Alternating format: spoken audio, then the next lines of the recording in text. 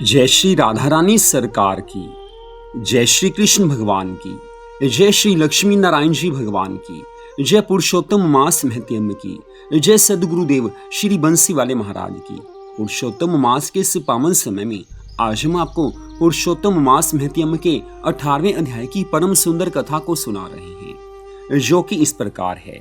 देवऋषि नारद आज श्री नारायण भगवान से कहने लगे हैं, हे प्रभु, राजा दृढ़ धनवा को महर्षि वाल्मीकि जी ने इसके उपरांत क्या सुनाया, कृपया करके उस संपूर्ण वृतांत को मुझे सुनाइए। श्री नारायण भगवान देवऋषि नारद जी से कहने लगे हैं, हे पुत्र नारद, दृढ़ धनवा अपने पूर्व जन्म की ये कथा सुनकर आश्चर्यचकित हो गए।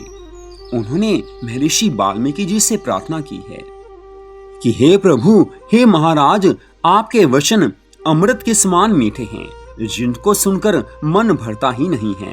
कृपया करके आगे का चरित्र भी सुनाइए।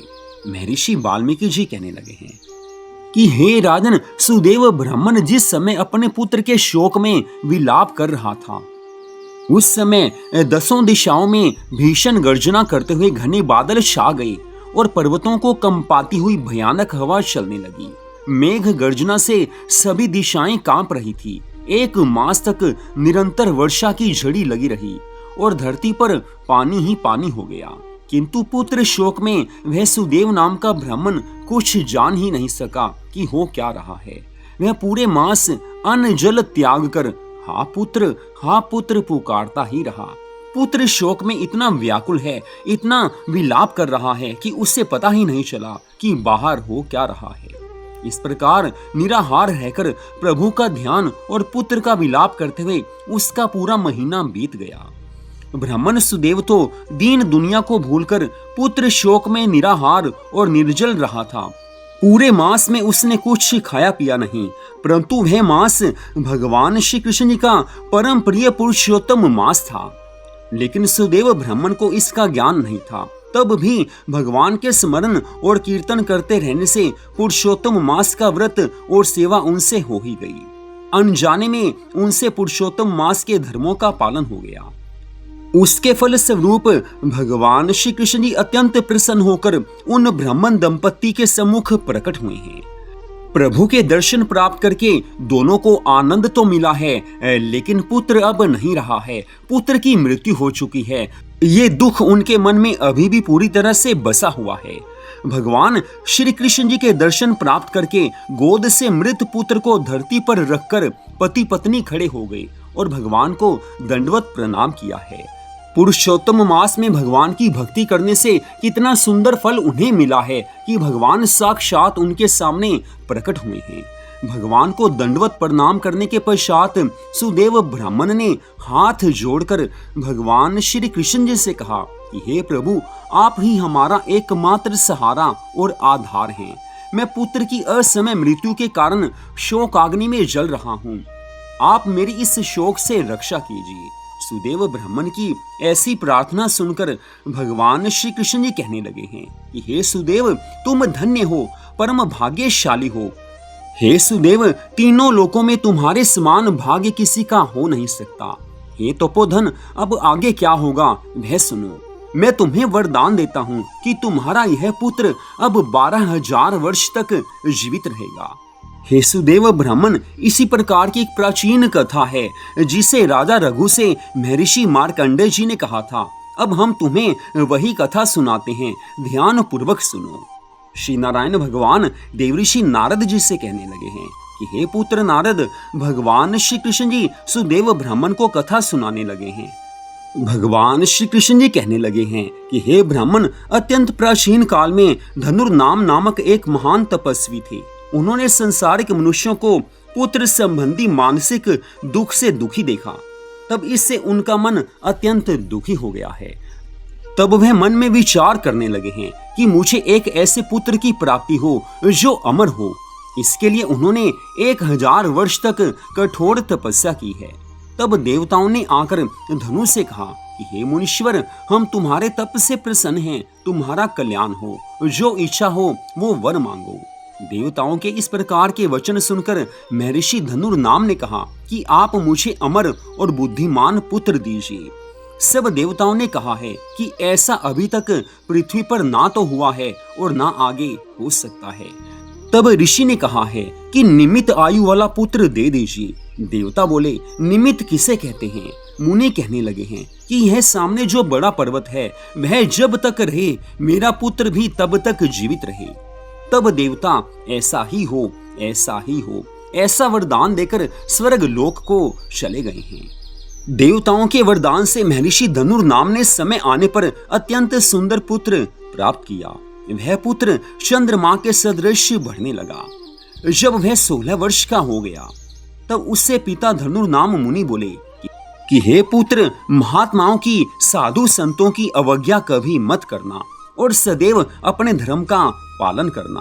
पुत्र जानता था कि वह निमित्त आयु है, अतः इस घमंडवश वह उन्मुक्त होकर मुनियों को, ऋषियों को कुछ समझता ही नहीं था।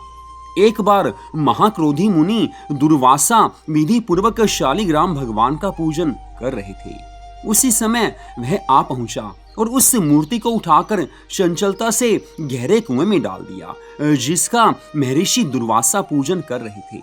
उस समय क्रोधित होकर मुनि ने शाप दिया, किंतु वह नहीं मरा। तब मुनि सोच में पड़ गए, अरे इस धनु के पुत्र को देवताओं ने निमित्त आयु बना दिया है। इस प्रकार चिंता करते हुए महर्षि दुर्वासा लंबी श्वास छोड़ने लगे। उस श्वास से अनेकों भैंसें उत्पन्न हो गई, जिन्होंने उस पर्वत में टक्कर मार मार कर उसके टुकड़े टुकड़े कर दिए। उस पर्वत के खंड खंड होते ही मुनि धनुर्नाम का वह दुर्मुद पुत्र भी मृत्यु को प्राप्त हो गया। महर्षि धनुर्नाम अपने मरे हुए पुत्र को देखकर रोने लगे हैं और उसके शरीर को लेकर अग्नि जलाकर उसमें पुत्र सहित भस्म हो गए। यह कथा सुनाने के पश्चात भगवान श्री कृष्ण जी सुदेव ब्राह्मण से कहने लगे हैं कि हे सुदेव, तुम्हारा भी पुत्र होगा, उसकी आयु 12,000 वर्ष होगी, लेकिन तुम्हारा पुत्र बड़ी आयु पाकर भी वैसा नहीं होगा। यह पुत्र तुम्हें गरुड़ जी ने दिया है। ऐसा पुत्र पाने से तुम इस संसार में प्रशंसनीय हो जाओगे। मैंने तुम्हारे इस पुत्र को पुरुषोत्तम मास के व्रत से प्रसन्न होकर बड़ी उम्र का बना दिया है। गृहस्थ धर्म का पूर्ण सुख भोग कर तुम ब्रह्म लोक में जाओगे और वहां भी अवश्य सुखी ही रहोगे। इस प्रकार वहां 1000 देवताओं के वर्ष तक सुख भोगने के बाद पृथ्वी पर तुम्हारा जन्म होगा, जहां तुम चक्रवर्ती राजा बनोगे। दृढ़ धनवा नामक राजा बनकर तुम अनेकों सुख, समृद्धि, सेना और निष्कंटक राज्य आदि का सुख 10,000 वर्ष तक पृथ्वी पर भोगोगे। तुम्हारे 4 श्रेष्ठ पुत्र होंगे और एक भाग्यशालिनी, सुशीला और अत्यंत सुंदरी कन्या होगी। हे बड़ भागी ब्राह्मण, इस प्रकार देव दानव दुर्लभ अनेकों सुख भोगने से तुम अपने को कृतार्थ मान बैठोगे और अज्ञानवश तुम्हारा मन दुस्तर संसारिक सुखों की ओर लग जाएगा और तुम संसार समुद्र के पार करने वाले विष्णु भगवान को भी भूल जाओगे। तब यही तुम्हारा पुत्र तोता बनकर और वट वृक्ष पर बैठकर तुम्हें ज्ञान देगा। उस समय तुम तोते के श्लोकों का भाव ना समझ पाने के कारण उदास होकर घर आकर चिंता के समुद्र में लीन हो जाओगे। हे सुदेव ब्राह्मण, उस समय महर्षि वाल्मीकि जी तुम्हें आकर ज्ञान देंगे।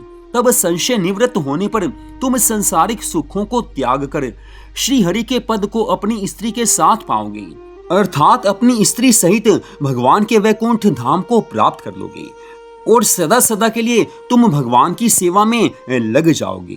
तत्पश्चात इतनी कथा सुनाकर श्री नारायण भगवान आज देवऋषि नारद जी से कहने लगे हैं कि हे पुत्र नारद, भगवान श्री कृष्ण जी ने सुदेव को उसके आगामी जीवन की कथा सुनाने के बाद उसके पुत्र को जीवित कर दिया।